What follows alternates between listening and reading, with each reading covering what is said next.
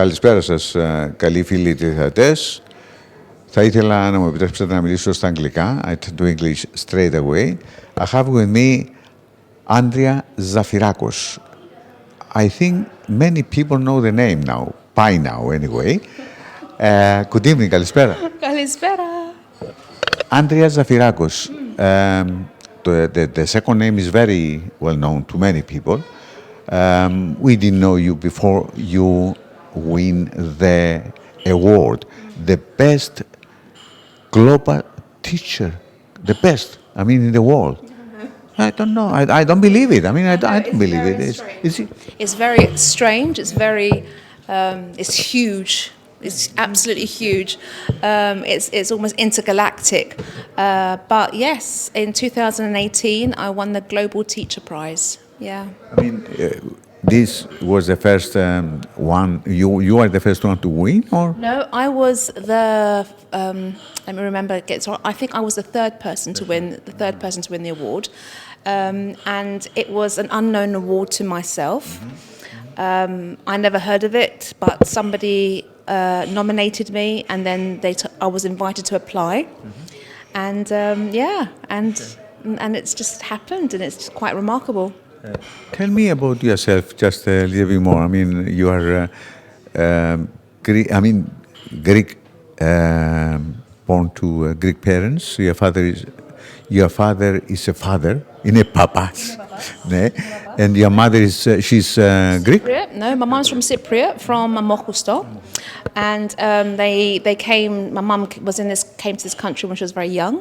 My dad came to this country as a viago when he was about 23 years old. They met in the church, and the rest is history.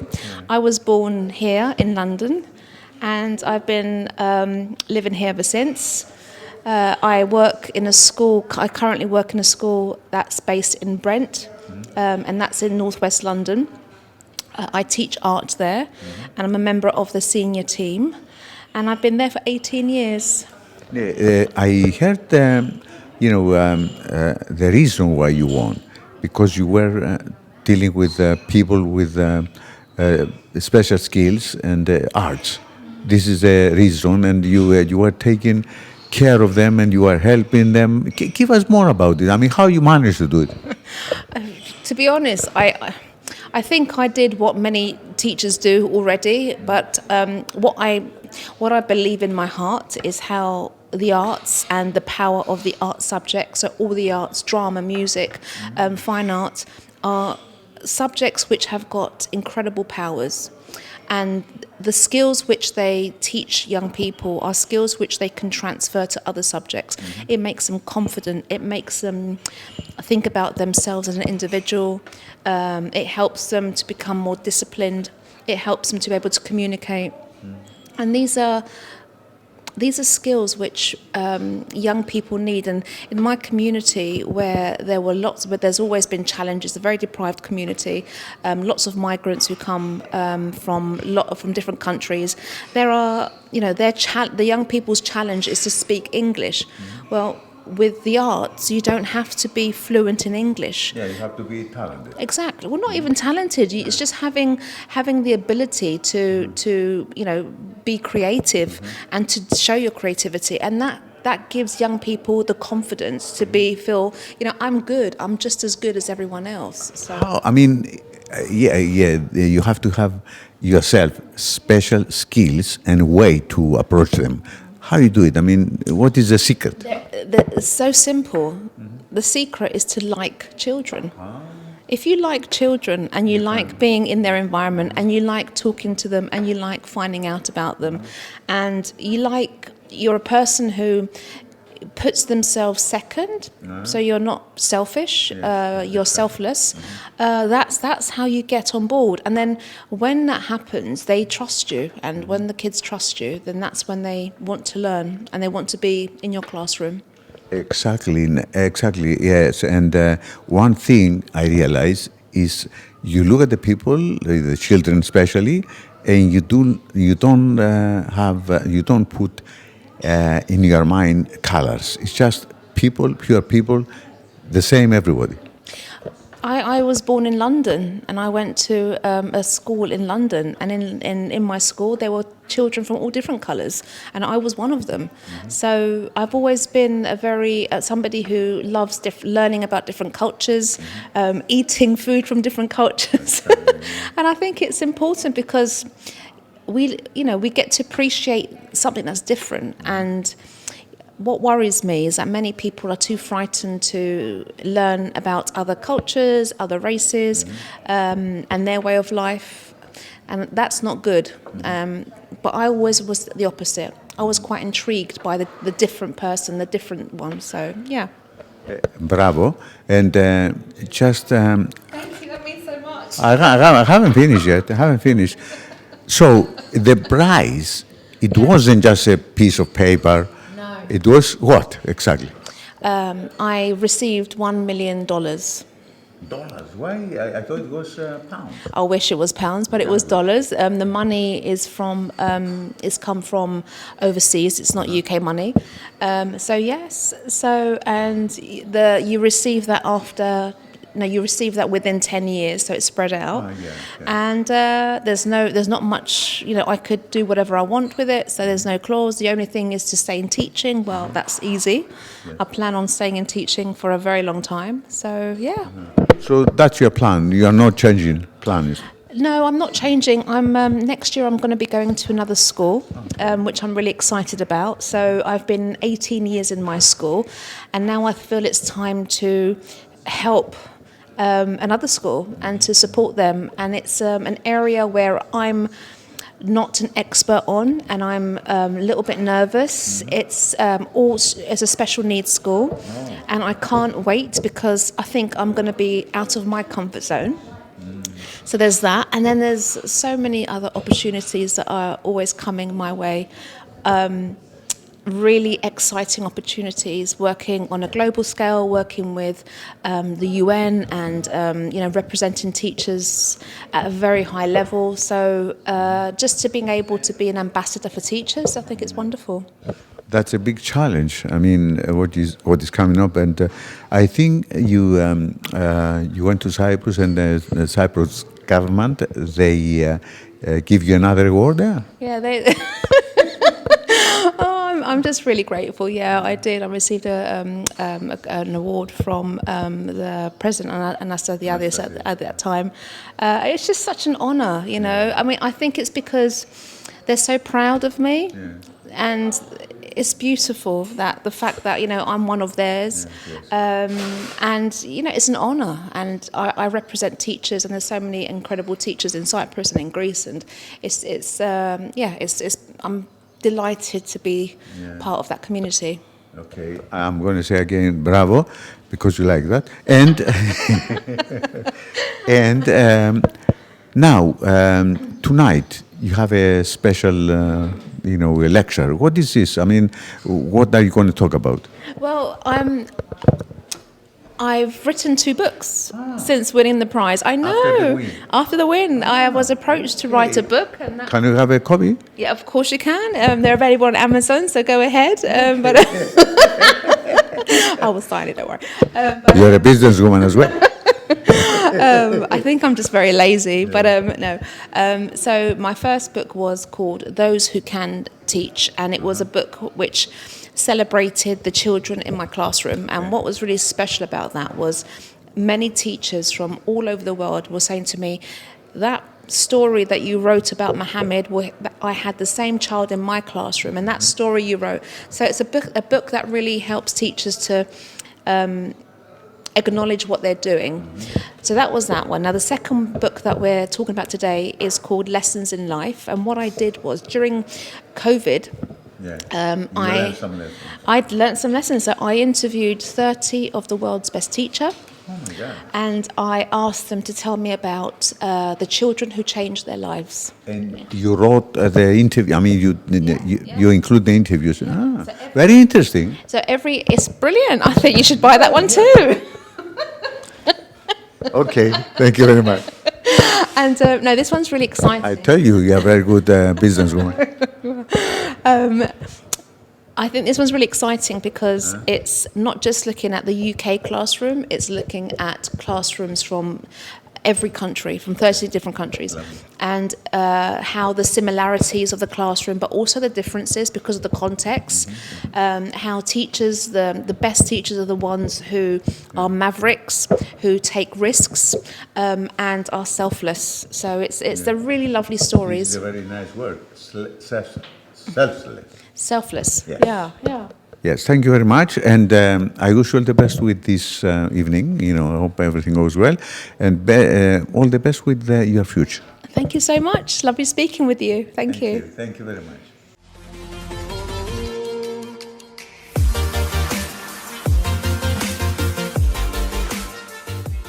So, good evening, everyone, and welcome to the Greek Cypriot Brotherhood for an evening with Andria Zafirakou.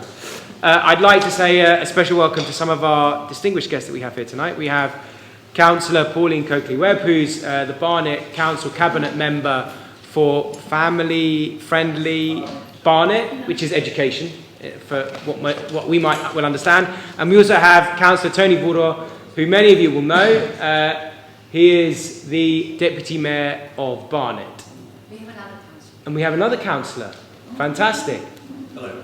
Hi. I'm from Uttlesford, which is Saffron Walden. Fantastic. Welcome. Welcome. Great to have so many local councillors here this evening with us. So, Andria is a lady that needs no introduction. We have a microphone, but hopefully I don't need it. I have a teacher's voice, so I'm quite loud. It will project. Okay. I'm okay. So it should project, but if people do need it, then let us know. So Andria is a lady that needs no introduction. She's an award-winning teacher and a passionate educator. She is currently the Associate Deputy Head Teacher at Alperton Community College, and in 2018 won the Global Teacher Prize. She is a culture leader for the World Economic Forum and has been named one of the top 10 most influential people in London by the Evening Standard. In 2018, Andria was also awarded the Medal for Exceptional Contribution by the then President of the Republic of Cyprus, Mr. Nikos Anastasiadis. She has published 2 books. Her most recent one, this one here, it's called Lessons in Life. It's well thumbed. I really saw that. It's really good. It's well thumbed. In which she's interviewed 30 outstanding teachers across the globe to understand what we can all learn from the world's best teachers. So, Andria, thank you very much for making time to be with us tonight. And thank you all for coming. So, tonight we'll do a fireside chat with Andria, but there'll also be a chance at the end for you to ask any questions that you might have. We'll focus on a variety of topics. So, how Andria first got into teaching, her perspectives on the profession today and some of the challenges it faces, particularly post-COVID, her advice for young, new, aspiring teachers, and, of course, her new book. So that sounds great. Yep, I can do that. Can you do that? On a Wednesday night, I can manage that. With a bit of heat, I'm already sweating through my suit. Let's kick off. So, Andrea, let's kick off with the first theme around how you got into teaching and what inspired you. So, tell us a bit about what inspired you to get into teaching and the role that your parents played, the community played. Every day not every day, every Saturday when I go to my mum's for dinner, she still tells me about when I was young in school and how bossy I was. So apparently, when I was 9, they came back from a parents' evening at my school, and she goes to me, Andria, stop telling the teachers what to do. I was very bossy. I used to tell my class, it was in the olden days when I was a class 5 teacher, Mrs. Enoch, the lovely Mrs. Enoch, I used to tell her how to teach, and she shouldn't be doing it like this, she should be doing it like this, you know. So I think that was one of the telltale signs. And just you know, when you play, I used to always play being a teacher. In my GCSE art class, I used to sit there and think, when I have my classroom, I'm going to have all the paints on that side, I'm going to have the displays there, fabric. So I used to imagine my environment in the art room. Yeah. And it was always I think the most comfortable place I go to is schools. I feel really at home in schools.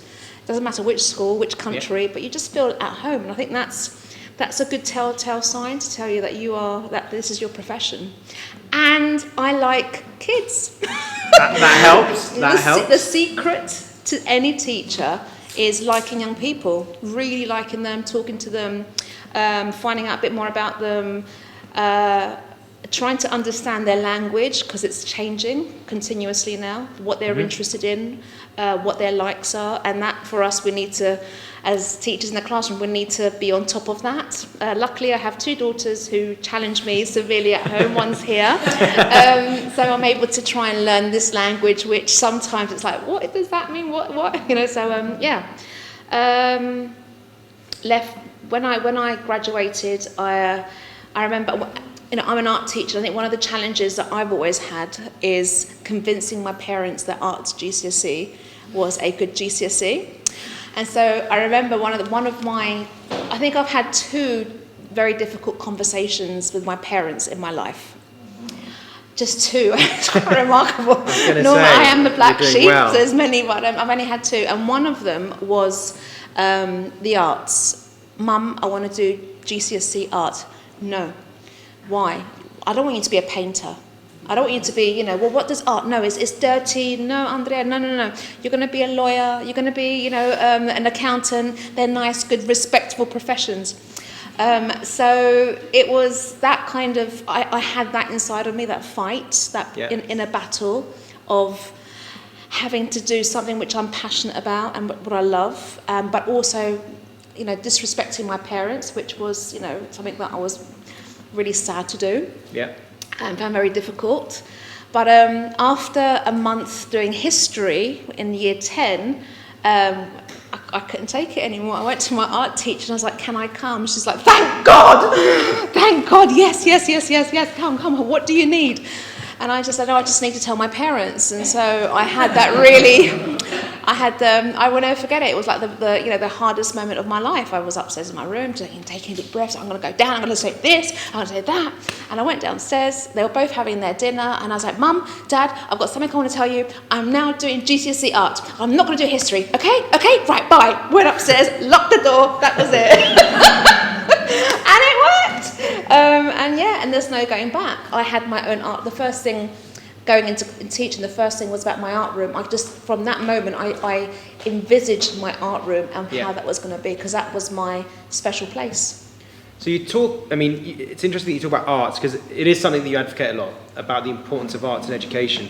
And how do you believe that the integration of arts and culture into education can enhance the learning experience for children? It really frustrates me, with no disrespect, Chris, but this frustrates me when we, in this country, segregate our subjects. We're very good at saying, you could be that, you could be that, you could be that. And within the arts, they seem to be an outsider subject, not respected.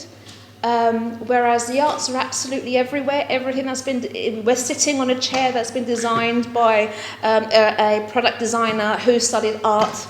You know, so it's absolutely everywhere. But for me, that's not the point. The point is that the skills which the arts bring. So communication, being able to talk about your own work. What are the subjects apart from music, drama? Have you got the opportunity to say, there's nobody else that's got the same work as this. I am unique. This is me. There's not many other subjects that you just keep on having to master. So mastering the piano, mastering the guitar, mastering the paintbrush. So getting to that level, that discipline is exceptional, and it's what's needed now for our young people more than ever. They get bored very easily. Yeah. So having that ability to focus and control. Collaboration, communication, understanding what failure looks like and picking yourself up. These are all skills which we need in our jobs every single day. So this is what the art brings. But I think it's for me it's the zone, when the kids are in their zone, when they're doing their creative work. Sometimes they've got their music in their ears and they're in their own world, and that world is calm. It's mindfulness. It's, they are exploring their own uniqueness, and I think that is why the arts are important. We can't lose that. tell us a bit about kind of your teaching philosophy. You spoke a little about what the arts does and what it encourages, but more broadly, what's your philosophy about what makes a great teacher? It's a very hard question because there's not one secret recipe, there's not one technique you can use. For me, you've got to like kids. You've got to be a teacher that likes being with young people, likes talking to them, finding out a bit more about them. You've got to be a person who is a servant. And that's a very strange word, the servant, but you've got to be absolutely okay in giving everything for another person, pausing your own life for a little bit and dedicating yourself to helping other people achieve. I think another teacher is somebody who, and I learnt this in a very difficult way, I think after 2 years of teaching, you've got to be a teacher who, inside of them, they have that constant drive that says, actually, this is not good enough, they can do better. So having high expectations, not settling for an okay standard, really pushing and really supporting that child to just persevere, get to that next level, go beyond their comfort zone. I think that kind of dedication and support is there. And I think for me the most important one now is, I know it sounds really rubbish and really cheesy and, you know, whatever you want to call it, it's fine, I don't care, I love it. It's kindness, being nice, being kind to young people, being smiley, being happy, being, you know, how are you? How was your week? Oh, you look, good morning. You're looking great. Oh, you know, just being a nice person. I'm finding now that many young people, when they come into school, they're just depressed, they're angry, they're upset, and that is from home.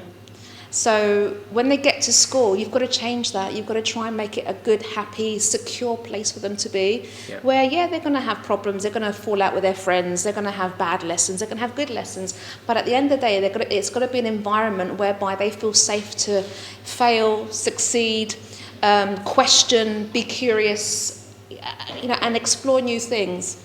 And I think that's what teachers should try and create in their classroom.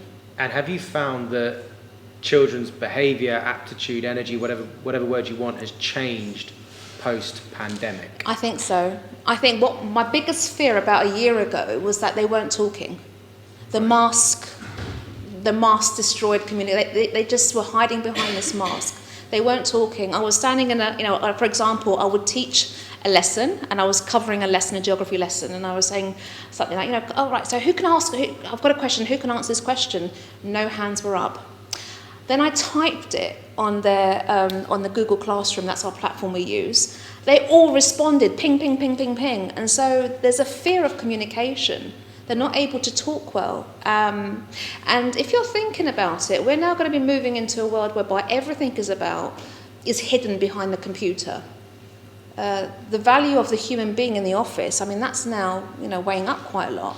So schools are really going to be important in terms of finding ways in which we can help young people become confident in their conversational skills, in their social skills, being able to hold a conversation, because when they're competing with jobs, not just in the UK now, but across the world, that's going to be there. And we've got the robots coming in as well now, apparently. So, you know, it's going to be really hard to stand up and to be somebody unique and different, which employers want. So I think that's the kind of, that's what I've initially noticed. Mental health issues, oh my God, I mean, I'm sure that all the teachers in the room, they're probably going to be nodding, yes, mental health issues are just top of our radar at the moment. Safeguarding concerns are through the roof in every single school in London, I'm assuming. We've got problems in classrooms so that there's not the right, teachers are, we're finding it difficult to recruit teachers. So, and that, again, a child, to build a relationship with a teacher, that takes a long time. And then when they've got somebody new coming in there, that they just, they're not comfortable with that, and sometimes they lose it. So there's lots of issues which are happening in our schools today, and that's what I just think it's so tough. So amazing. It's, oh my gosh, do you know what day it is today? Thank a Teacher Day. Yes. Thank you. Really? So thank you. Did you not know that? No. there you go. There you go. Today is National Thank a Teacher Day today, so Crystal's did it so brilliantly. That's why he invited me here. There you go. That's why he invited me here. So so it's quite exciting. Well, thank you to all the teachers. You touched on the social interaction, emotional parts of the education system. How do you incorporate that into your classroom, your teaching? What do you do? See, I'm really lucky because I can set a task of work. Yeah. I can introduce my students to an artist, to a movement. And the beauty about my subject is that I can bring the real world, their world into. So many young people now are designing things on Minecraft, or they're very clever when it comes to app and design. So being able to show them the work of a graphic designer, being able to show them about the careers in the arts, I think that's how I link things on. Their clothing, what they're wearing, the clothing that their favourite celebrity is wearing has all been created by a designer. So I'm able to connect quickly into their social world, into what their interests are. So it's quite simple for the arts teachers, as long as the art teacher wants to do that and is able to do that through their curriculum. That's the challenge. So I just want to touch on a different element of education. So Alperton Community College, I think, has a wide range of kids from different socioeconomic backgrounds. How do you think about, challenging and building the life skills of, I guess, some of the most deprived children out there? Sometimes you have to take away the fact that you know that information about them, because you could secretly be discriminating. Yeah. So you have to just look at every classroom as you've got 29, 30 young minds. Half of them are going to hate art because they've had a really bad experience at school. They're going to come in, Miss, I can't draw, and that's my right. By the end of the year, you'll be flying. And then you've got the other half who are really enjoy the subject and really, this is their best subject of their whole timetable because it's the only subject whereby they don't have to communicate in English because many of them don't speak English. They're just as good, if not better, than anyone else.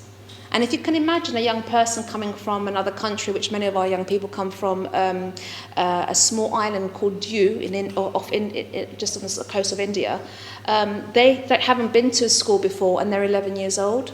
There's been no schooling in their country, so they've come in, they're quite, I call them raw, in the playground, they're quite wild. But when they're in the art room, they can prove and showcase that they are just as good as a child who's been studying in this country for many years. Yeah. Now, that's probably one of the only, that and PE perhaps, is the only subjects where these young people can really shine.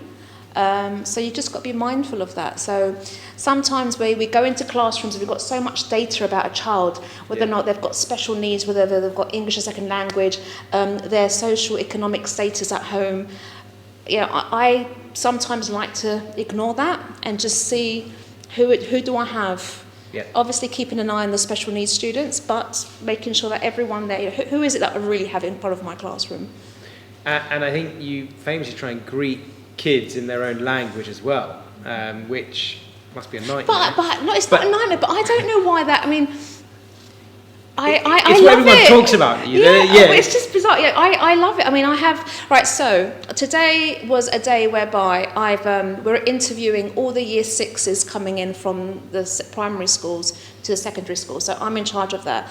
I've got 330 year six students that we're interviewing, and many of the parents when they walk into the school, they are so intimidated. They're so uncomfortable because they're illiterate, they've never been to school ever. And just by saying to them, Namaste, Kemcho, their face lights up, they start talking, and they're not, they think that I can speak Gujarati fluently, and I'm like, oh my God, what have I done? But they just feel warm and they feel welcome and they feel like you're interested in them and their son or their daughter will be okay. And so I think that's just a nice gesture which just helps people warm up to you. Very good. Now, one question that we got emailed in was about Ofsted.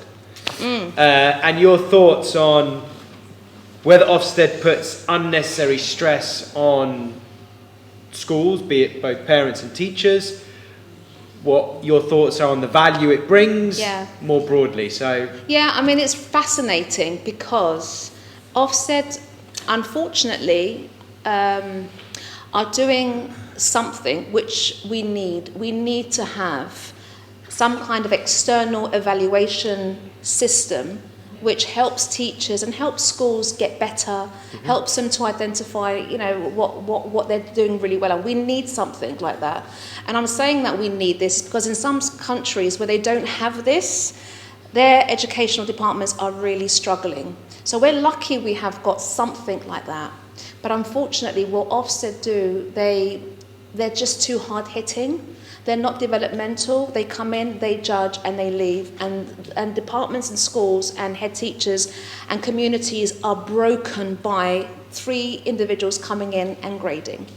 So my opinion is that we just need to scrap, rethink, but we absolutely do need some kind of a fair system, a system which helps develop schools, a system which the schools themselves have got voices to be able to say, this is where I think we need to work on, you know, help us. And I think that's the way forward. At the moment, it's too high stakes. People, the pressures that it's having on leadership teams, it's not worth it. It's too sad, it's too great. And that's why we're having this crisis of recruitment in schools. We can't recruit the right people because of this. So I want to come to the recruitment point, but in terms of the Ofsted failure, do you think it's a failure in the capabilities of the individual inspectors or the mandate that they have and the framework that they operate to, or both? No, I don't think it's inspectors. I think it's the framework, and I think it's the way it's been done. So I think there's better ways to do this. Right. What's really sad is that every single school, when you say Ofsted, everyone's like, oh my God, like, you know, you can't say that O word. And even in, you know, we had a senior leadership meeting yesterday and it was raised and I was like, oh my God, are we not beyond that yet? But it's that word is like Darth Vader, you know, it has a lingering, powerful effect, which is negative. And it sometimes strangles schools. And schools sometimes can't be as creative as they would like, or really do things that help their community progress, because they are worried that, well, you know, if Ofsted's, they're going to come in and judge us, and that's really sad because, you know, we're not problem solving then, and teachers are all about problem solving. So if we had a better system, a better way of doing that, which was not high stakes, which was more supportive, which was more collaborative, I think that's the way to go. Okay. Talking about kind of the supply of teachers that you mentioned a second ago, we've got a couple of young teachers here today, and I guess keen to get your thoughts on, is teaching still a career for life, or because we do see people leaving the profession? So what? See, that's really interesting. Career for life. What I tell my students is that you will not be in one career for the rest of your life. When we were younger, Chris, and our parents, when we trained for one career and that was it, and they'd be in that career forever. It doesn't work like that now. I think young people, they just want to try different things every 2 years or whatever, and you know, there's nothing wrong with that. That's the way that, you know, their generation is going. So when you're saying career for life, I'm not sure what that would look like for a young person, but what I do know is that it still is, in my opinion, the best profession. If you love working with young people, and it's the hardest profession as well, because it's so emotional. You're putting absolutely every ounce of energy you have to work with people who are very difficult, really hard sometimes, really challenging, who are bringing their package into school with you, and you know you're trying to deal with that. It's not easy. So yeah, it's not an easy profession, but it is so satisfying.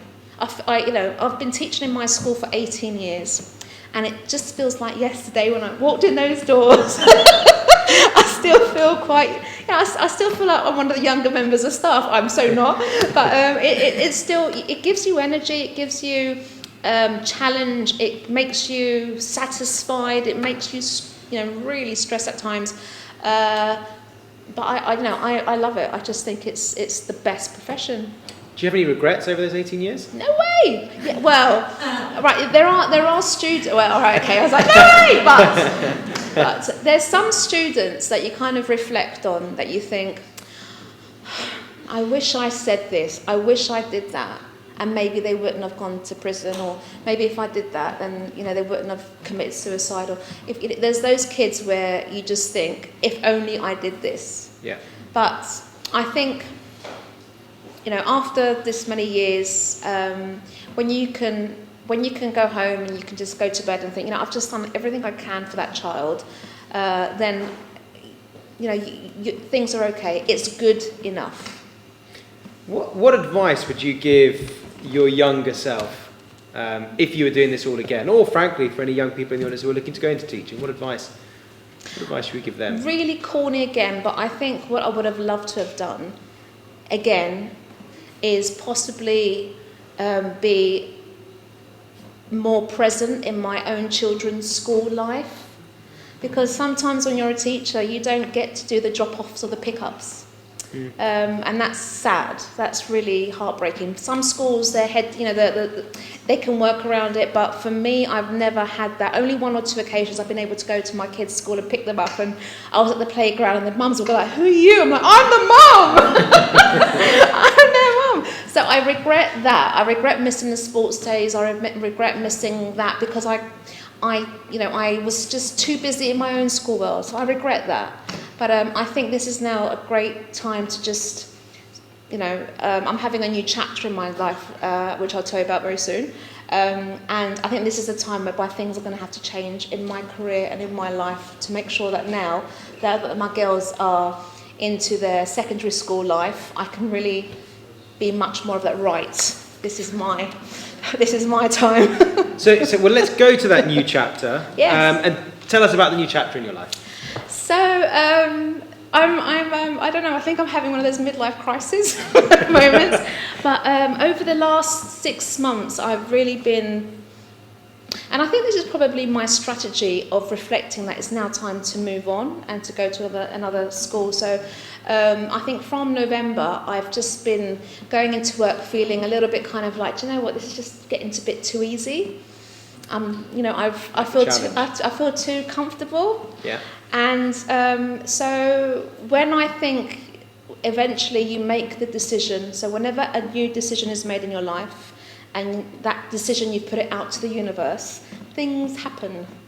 And luckily an opportunity has come, and I'm going to be, I'm just so excited, and I think it's the first time I'm publicly announcing it, but I'm going to be a vice principal of a special educational needs school in Camden, in Swiss Cottage. So I'm leaving my borough, still sleeping in my borough, but leaving my borough during the daytime, and working in Camden. And this is a school that I've had my eye on for so long. It's a school whereby it's outstanding. It technically is the best school in the country because it has 7 times outstanding grading consecutively. So it's what it does there is incredible.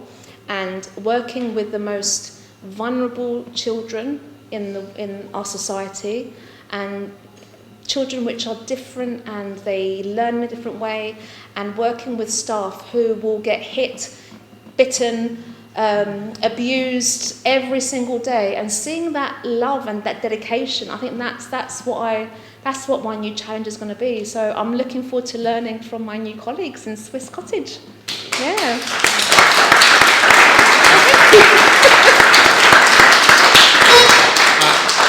I mean, I can't think of anyone better to take on that challenge, or in fact someone who will offer the children the support and the love that they need to thrive. So good luck, and I'm sure we're going to hear lots about your new endeavours. I hope so. Thank you. How did it feel in 2018 to win the Global? Did it feel like vindication for your parents when you said you wanted to do that Arch GCSE? It was so brilliant because the whole process leading up to that event. So when was it? I got married in October to my husband, obviously my husband. And it was the day before I got married, I had to complete the application form. There was a deadline, and so I quickly had to fill it in. I didn't think I did a good job, and then I remember that night saying to my husband, John, just try on your trousers. Let me just check it. Don't worry, I've been to tailor, obviously. Yeah. So I was sitting there sewing up his trousers the night before our wedding, and had all the family from Greece and Cyprus come down. And writing up the application, sending it through. So that was in October, and then in December I found out that I got in the top 50. There were 33,000 applications in that year from 173 countries. So I was like, oh my God! And so in the Brent magazine there was a tiny article of me, and my mum went to the library, the Brent library, she just took all of them, and she was, everyone who was going to church on Sunday in our church was just giving on it. So that was and I thought that was enough. Then in February, they did another kind of sorting, another round, and I got through the top 10, and I think that was when it got really exciting. Yeah. And I thought, you know what, this is amazing, this is really great, good fun, but there's no way I'm going to win, because the other contestants, I kind of knew them all from their work. So Eddie Wu, he was somebody who I used to watch on YouTube. His story was, from an Australian teacher, he had a child who had leukemia, could not come to his lesson, so he would film himself teaching maths. He was calling himself WooTube, and kids were accessing his channel. He was famous in the edu world. Cohen, he was working, doing some environmental work in universities, extremely, and there was I'll never forget one of my colleagues from school, actually, she's the ICT teacher, she goes to me, oh my God, you see the guy from Hawaii? We teach him. So all of these people were just already incredible, and there was little old Andria from Brent, an art teacher, no way it's going to happen, no way, but they took us to Dubai. We went to the Palm Atlantis. My parents turned around and told John, you're looking after the kids, we're going with Andria. So Mum and Dad were there in the audience. They had a best time. We had a great time, and the announcement was just one of those moments whereby I didn't realise it. I really did not realise it was my name. I was sitting there going, who? I didn't hear it. Who won it? Who won it? So you didn't know before it was announced publicly there? No. So we were all sat there, just wow. almost like, I don't know what it was, but a bit of Cilla Black, I think, but I just remember that, when those chairs facing the front. And then the names called out, and I was looking around, and then Eddie just came up to me, and he hugged me, going, it's you! And I was like, oh my God. And yes, and they made us all write an acceptance speech just in case. And I was like panicking, what the hell was that? Checking everywhere. So I had no idea, no inkling. Why would an art teacher from an inner city London school win the Global Teacher Prize? I think that was the thing that kept on going around in my head. And then I realised that it's actually not about the art teacher from an inner city school. It was the arts in a very deprived school, and look what it helps the young people achieve. And I think that's what the award was all about. And so tell us what you've done since with the prize fund and the foundation you've established. So, it's just been incredible, a bit mind-blowing. I'm still teaching in my school, which is great, but the other opportunities that it's created, so I've managed to find the time and the support to write the 2 books. I've set up a charitable organisation called Artists in Residence, so my biggest thing was that my young people who I teach, they had the same battle that I do. Their parents don't want them to teach, don't want them to do art, GCSE, because they're going to be a doctor or a lawyer or whatever. It's like history repeating itself. But the one thing that inspired me when I was younger was when I had my own art teacher. She used to bring her own colleagues from universities, her designer friend, whatever. They used to come to our school and show us their portfolio and what they were doing. And I didn't realise that these careers existed. Yeah. So I think that's quite special, making sure that young people see their future career or their future self. So what my organisation does is we bring artists into schools in deprived areas, and they do small collaborative projects with the young people. And it's beautiful to see, because no matter how good an art teacher I am, I can't teach like the artist would. Yeah.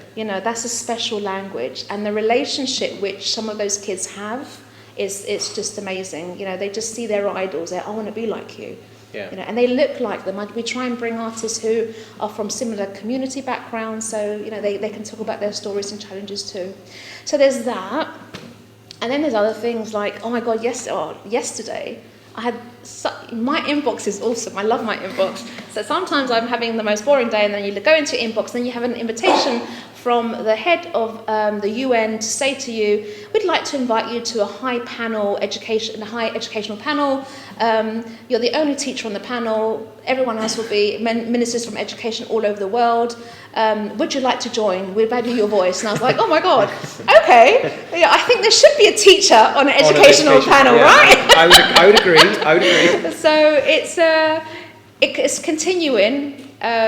It's lovely. I'm blessed. I'm having fun, I'm hoping it's showing my family and my daughters about hard work, about role model, about confidence, about being brave, being kind, and seeing where that will help them in their careers as well. And now let's touch on the book, your most recent book. So what inspired you to write it, and what was the kind of common theme that you saw through these 30 best global teachers? So my first book was, which I really loved doing, was based on talking about the young people in my classroom who I've learnt the most from. So my first book, Those Who Can Teach, just in case you want to browse on Amazon, go ahead. But there is, every chapter looks at a different child who I've come across in my 18 years of teaching, and their stories. And what's been really powerful is what other teachers have been saying to me.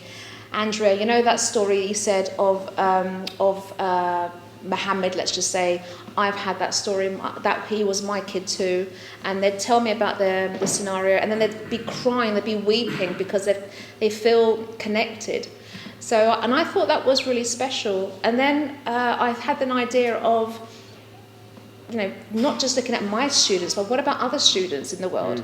And so through the Global Teacher Prize, I've got lots of friends who from all over the world. So I reached out to them and say, hey, would you like to talk about the student who changed your life?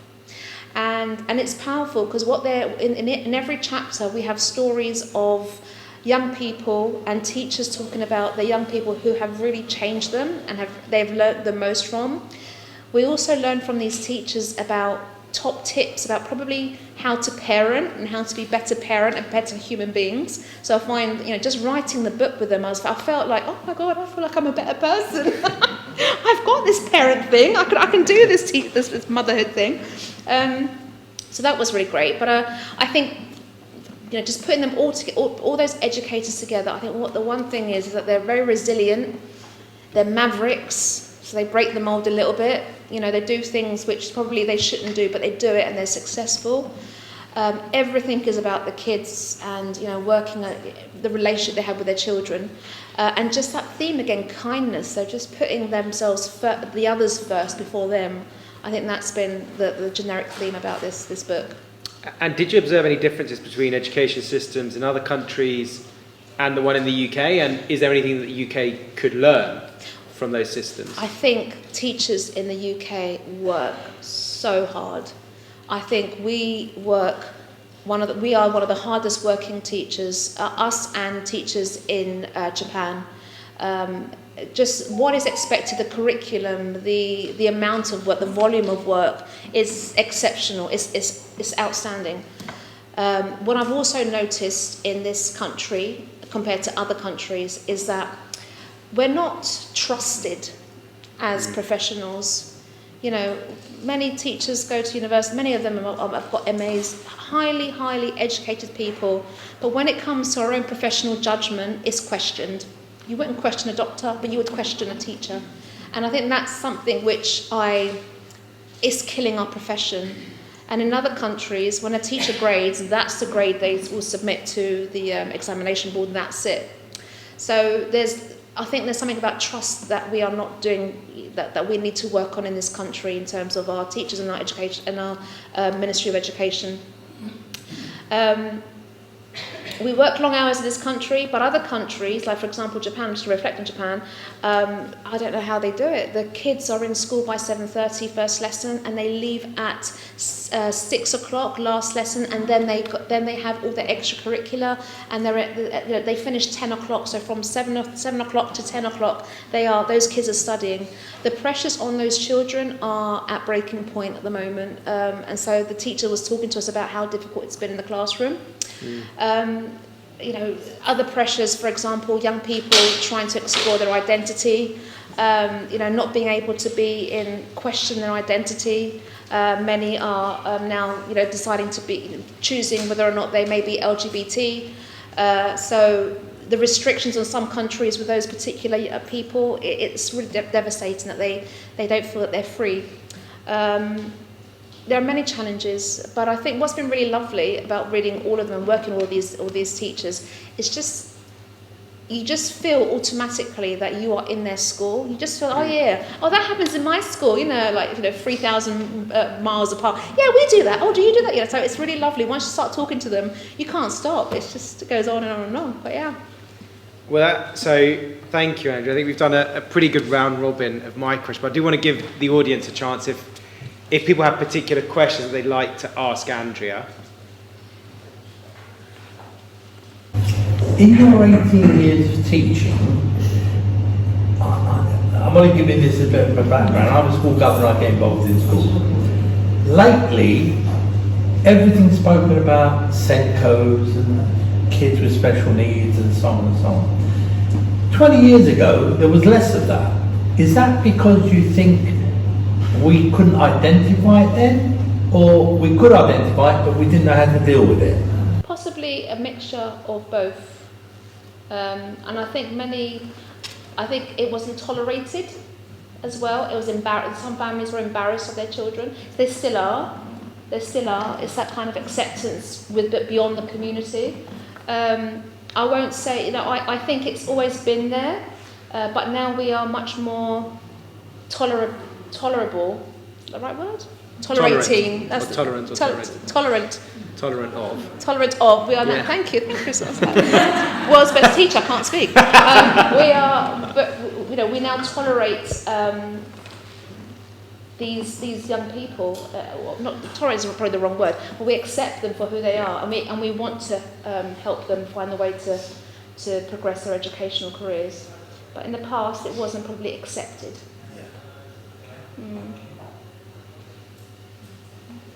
Yes, James. Andrea, you've had a strong voice with global leaders. Have you been invited in to resolve the teacher strikes? If you were invited in to resolve the teacher strikes, what would you say to those? Pay them. Pay us. I'd say, we are one of the countries who have the lowest pay in terms of teachers. I don't understand. We work the hardest. How many hours do you work after school, James? Yeah. So how many of us work during half terms? How many of us, yes, we have our summer holidays, but we work through that time. So I think it's it's the value. That question about valuing. There's not enough valuing for the teacher profession. I haven't been asked, thankfully, for that teacher strike. So yeah. Such a good question. I just wanted to ask what your opinion is on higher education in the UK today, and if you ever thought of... Oh, that's really exciting. Now, I won't move over, but I love the opportunities now that there is in terms of higher education. The fact that universities are now being challenged because they're now bringing in more apprenticeship routes and I think for some young people, and looking about our futures and the economy that some families will have, they won't be able to afford to send the young people on. So I think the idea about having these apprenticeship routes and the T levels, there's something really exciting there for people, for all young people, that they can progress in their educational careers, but having ways of funding it and learning more. I think it's a good thing. Many universities are like, no, and I just think it's quite good. Yeah. Kristen. Have you ever come across a child that, special needs, obviously, that you can't get through, can't you know, there's no way. Yeah, the ones that get away, absolutely, and they break your heart. I had one girl, let's call her Jessica. Jessica, she was the one who was just wild. In the art room, she was brilliant, and you think, oh, she's okay with me, 45 minutes. Used to love drawing, but the moment she was outside the art room, she was screaming in the corridors, and then you have to put all that work in again to her. Come on, Jessica, you know, calm down, whatever, you're in my, it's all fine, bye-bye. It breaks your heart, but yeah, she was the one who got away, she was, unfortunately. And there are many of them, but it's one of those things that you just try and do what you can. You keep yourself safe now. I think there's now much more emphasis on teachers safeguarding and us protecting ourselves as well. That's another thing that COVID came to light. What teachers were being falsely accused of after COVID. It was just very interesting what was happening in the UK and what the unions were saying were coming towards them. So I think teachers now need to protect themselves a bit more, be it physically, be it mental health. In a much more higher and much more intense way. Question back then. Go on. Yeah. Are you in touch with any of your previous teachers? So a two-part question. My previous teachers. My own teachers. So. And also, the second part is: are there any teachers that you'd like to bring back who have positive or negative influences on your Well, who should we call my history teacher? Mrs. Smith. She was the person who says, "You can't remember. You're not going to count. No, you're just stupid. You're just, that kind of thing." And I would love to go back and just say, "How are you doing? Check out my award. What are you doing?" No, I'm joking. But and I think that's something that was really important, because as teachers, we're so powerful. Whatever comes out of our mouth can be so great, but can be so painful. So we need to be very careful and very wise for how we talk and how we communicate to young people, because it can crush them. It can crush their self-esteem. And that's, no one has a right to do that. No one has a right to be that influential. And in terms of my own teachers, I was really lucky because when I won the award, all my, some of my teachers, they from primary school, from secondary school, they wrote to me in my new school saying, "Can you remember me?" And so it was lovely to meet up with them and to communicate with them. And you don't forget those best teachers. You don't forget the teachers. Everyone's got a teacher in their heart who has been the person who's changed their life or has said something that's like, that's the teacher for me. And because of them, look what I'm doing now. So, yeah, that's a lovely question. Thank you. Alikia? You have an infectious passion. And I just wondered, is it something that you believe was inherent? Were you born with it? Is it something that developed as you began this idea of becoming a teacher? And as a follow-on to that, do you get then a queue of other teachers asking you, how do you do it? How will you become who you are? I don't know where that source comes from. I don't know. A lot of people say to me, "You're infectious, you're passionate, your energy. Where did you get the energy?" I've never realised that was coming out. That was what people were seeing. So I can't answer that question. The source, I don't know. I think the source could be that I love it. I love the classroom. I love working with young people. It's my happy place. It's where I'm really comfortable, and I feel that I'm bloody good at this. I'm really good in the classroom. I have control of any class I walk into. So I think that's really my power to kit or my power tool. And other teachers, they don't ask me, how do I do it? They always come in and they watch me teach. They always come in, they ask me to come and observe them teach. And that for me is a gift, it's a treat, because you learn the beauty about teaching. And again, what other tips can I say to teachers? Go and see other people teach. Don't ever be isolated in your classrooms. There's so much incredible practice that you can learn, that you can share with others as well. So don't be in isolation. I'm so lucky because I get to see all the new teachers, that all ECT teachers teach in my school, and the things I pick up from the newest colleagues in the profession, I'm like, I'm going to nick that. I'm going to do that. That's so great. No, it's wonderful. So yeah, I don't think there's an age limit on teaching. You can go into the profession at any stage that you would like, but you've still got so much to learn. And teachers should never ever have the mindset of, I know this, I've mastered the profession, there's nothing else for me to learn. That's the danger. That's when you end up being very stagnant in your profession. And as a result of that, you'll find behaviour in your classrooms, you won't enjoy it. That's the cycle, yeah. Andrea. And how do you deal with challenging parents, especially when they think after COVID they can do our job? Yeah, no, I mean that is the challenge, isn't it? The parents. Sometimes, I mean, there's so many countries. There's more countries now, more schools now in Europe, whereby many parents are choosing to send their children to private schools as opposed to state schools, and as a result of that, parents have this. Because of the payment, they feel they are able to go up to a school and say, no, you should be doing it like this because I'm paying it. That's a service that I'm paying for you to provide. It's really hard. And especially if you haven't got a very good leadership team who can support you in what you're saying and support the way that you're talking. At the end of the day, I believe that you're the expert.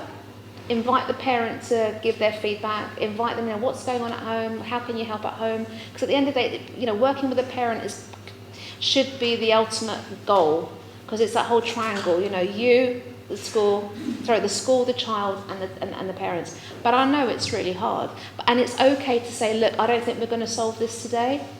I don't think let's move it on. Let's book another appointment. Or maybe I'm not able to help you. Maybe I can pass you to somebody senior. And it's okay to say that.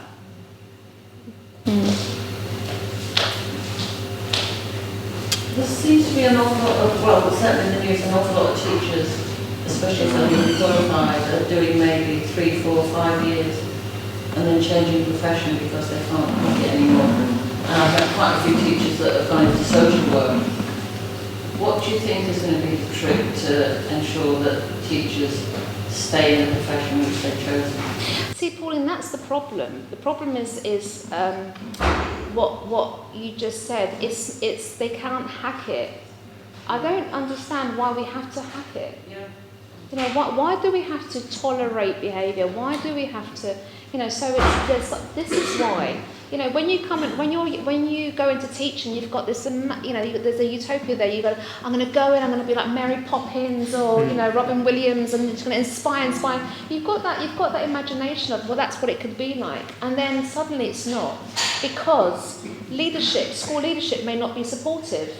The workload is never being challenged. The curriculum, the behavioural support plan, or the behavioural policy is not followed and adhered by everyone else. What is that? All of that is weak leadership. And some people, and rightly so, they look at their friends who are going home at 5 o'clock, who are switching off, who don't have to open their computer until 8 o'clock in the morning on Monday morning, and having that quality of life. I've never ever, and my kids and my husband will tell you this, I've never mastered a work-life balance at work, ever. People have, but I've never been able to do that. So I think the drive to having a better quality of life outside of school is probably what is driving or being more enticing to these young colleagues leaving the profession. That, and also the excitement of other opportunities. Because that concept of being in that same career your whole life, that's now vanishing. There's who was it that said, I think it was a word I could have before, and they said that, a young person will have 14 different jobs by the time they reach 60. So, yeah. Great. So what inspires you? And also, and then what coping mechanisms do you have when it's challenging? Cake. Cake is how I cope. You think I'm joking? You think I'm joking? Honestly, we have the best canteen in the world. It's just like every day she's making cakes like, Andria! Yes, please! I don't know, what I still go into my school, actually, right, okay, but November time, it was getting a bit difficult for me because I was getting a little bit kind of like, I'm just getting a little bit bored. But since, even until now, I go into my school and I have that energy. I love it. I like walking up those stairs. I like the challenges that every day will be different. That every day there's going to be, something unplanned and unexpected will happen that will completely mess up your day, but it's okay. I like the energy of working with my colleagues. I have the best colleagues I think I could ever ask for. I feel supported. I feel that I can be creative. My department that I work for are awesome. The young people I teach, they say thank you. My kids don't say thank you, no, this is just me. My kids don't. But, I've got other kids saying, thank you, miss, and off they go, and you're like, oh. I feel that I'm actually adding a service, I'm being a servant, I'm supporting. And that, I think, is what I do, yeah. I would love to say a massive thank you to Andria for joining us. Thank you very much. Thank you for joining us.